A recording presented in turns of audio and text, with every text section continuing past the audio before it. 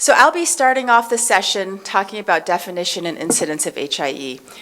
And again, this is a group of us in California. You heard a nice introduction from Dr. Kearney this morning about our study. So first, as we all know, HIE is a very significant, important problem. One of the difficulties is the actual underlying cause is often not clear. Occasionally, you will be able to put our finger on a sentinel event like a placental abruption, a uterine rupture, but that's really only present in the minority of cases. And as we heard this morning from Austin, infection, inflammation plays an important role. We'll hear more about that from Dr. Cornet in the next session. And this is just a quick slide to remind us that more than 85% of cases globally occur in low and middle income countries. So what I'm going to focus on is what do we mean by HIE? And I think one thing we can all at least agree on is that it's a challenging diagnosis, but that we all mean the same thing when we say HIE, which is a condition where there's reduced oxygen and blood flow leading to the fetal brain, causing abnormal fetal function. And I'm a child neurologist, so I'll show some pictures of the brain. When you see a baby who's had MRI imaging after HIE, you typically see one of two injury patterns. The first is a central pattern where you get, let's see if I can do this. Ooh, very cool. You can get injury, the white areas are injury in the deep gray matter of the brain, and this part of the brain, basal ganglia, are very important in controlling motor movements, and so you get severe quadriplegic cerebral palsy. Another type of injury would be this watershed injury where you can see the border zones between the different vascular territories of the brain. So between the middle cerebral and the anterior cerebral artery, there's a border zone which is especially susceptible to decreased oxygen and blood flow. And so that's what we see in the brain. Well, how do we diagnose it in a baby? And essentially, it's a clinical diagnosis, as we all know.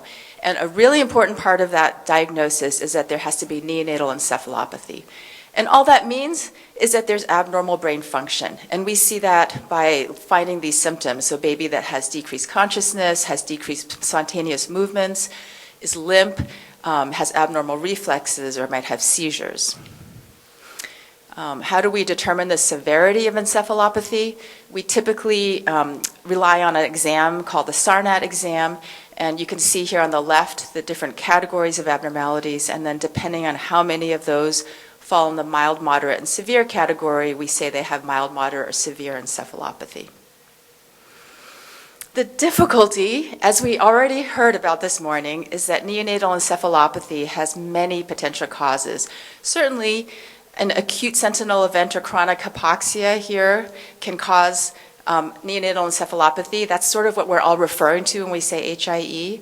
But there may be genetic abnormalities. We heard this morning about chorioamnionitis. There could be medications such as the SSRIs, the selective serotonin reuptake inhibitors that mothers take for depression and anxiety can cause neonatal encephalopathy. And other types of brain injuries. So for instance, here on the top left, you can see what, as I mentioned, global hypoxic ischemic encephalopathy can do. It's this kind of like deep gray bilateral symmetrical injury. But some babies may actually have a focal stroke, which is a completely different entity, right? They have a clot that comes from the placenta, goes to the brain. So that's the one on the right on the top. Or, moms have diabetes. Baby could have severe hypoglycemia, and that can cause brain injury. You can have hemorrhages in the brain. So there are a lot of potential causes. So how do we know if a baby with neonatal encephalopathy had HIE?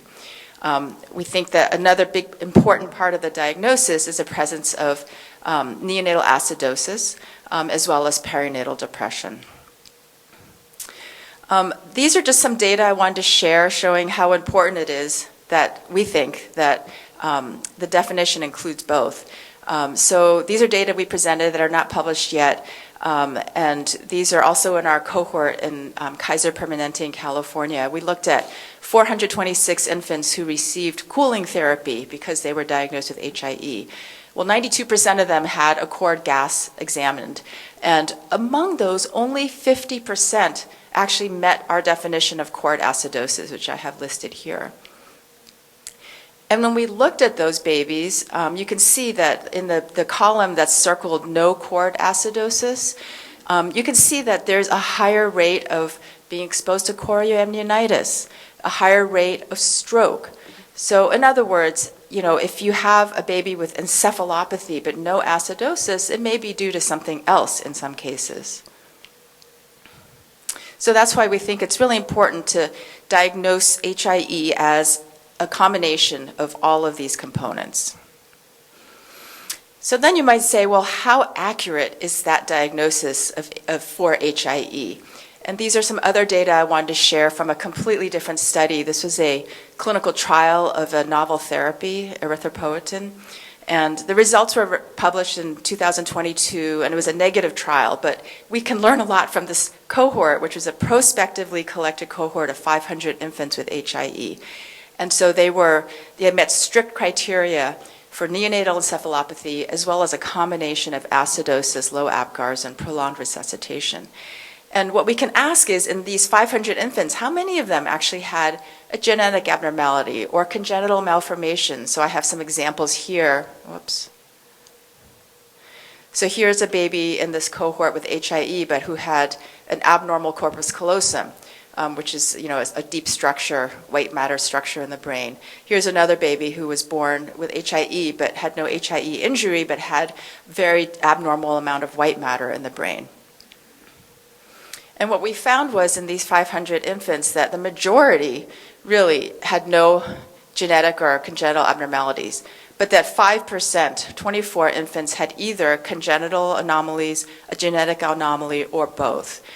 And interestingly, I think we heard a little bit about this from the first talk this morning as well. When we compared these babies to the ones with HIE without any of these abnormalities, they looked about the same. There was no difference in severity of encephalopathy, APGAR scores, etc. So just to put this out there again, we've already heard this several times this morning, but we have a collective challenge in our unified desire to try to predict and prevent this condition, which is that HIE is not one entity. I think we all agree on what we mean when we say HIE, but clinically it's very heterogeneous, and it's got so many different flavors in terms of different underlying causes, risk factors, different timing, and duration of brain insults. In addition, as we already heard this morning, the diagnosis relies on indirect neurologic and physiologic measures. And we all use different definitions in our research, which makes it even more difficult. So in the last few minutes, just quickly about our study. As you heard, this is a population-based study that in the Kaiser Permanente, which is a healthcare system in Northern California. We have 15 birth facilities, and this is a population of about 290,000 births. And how did we define HIE? We decided to define it as a presence of both neonatal encephalopathy and acidosis. And with neonatal encephalopathy, we want it to be pretty significant, not just like a little bit of limpness and then they got better. So we have some kind of strict criteria. Acidosis was easy in our data set because of the electronic health record, so we could just get that data very easily. But how do we determine if the infants actually met our strict criteria for encephalopathy? We required quite a bit of medical record review, as Dr. Kearney mentioned earlier. So Dr. Cornet and Kuznowitz and myself, we looked at the charts of over 2,000 infants. These are all the infants in our cohort who met any of these criteria. They died early, they had acidosis, they had perinatal depression.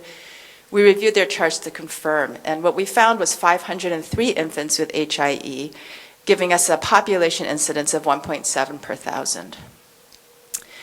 This is just a quick slide to remind us that we have other outcomes that we're interested in as well. So stillbirths, we haven't looked very closely yet, but we are going to be looking at that group.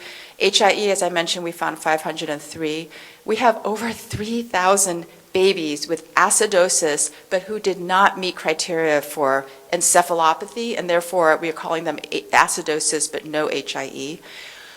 We also found this really interesting group we're calling distant or atypical HIE. These are babies who did not meet our clinical criteria for HIE. They did not have acidosis and encephalopathy. Yet, they didn't look good. They got an MRI, and the MRI shows brain injury. You're nodding. We all see these. And so our thought is these are probably older injury, but we are going to take a closer look. And then, of course, we have our normals. Quick question that we all wanted to know is, all these babies were in a hospital, and when they're discharged, they're given a discharge diagnosis, and many of them are diagnosed with HIE. How closely does that predict what we are calling our gold standard HIE diagnosis confirmed by chart review?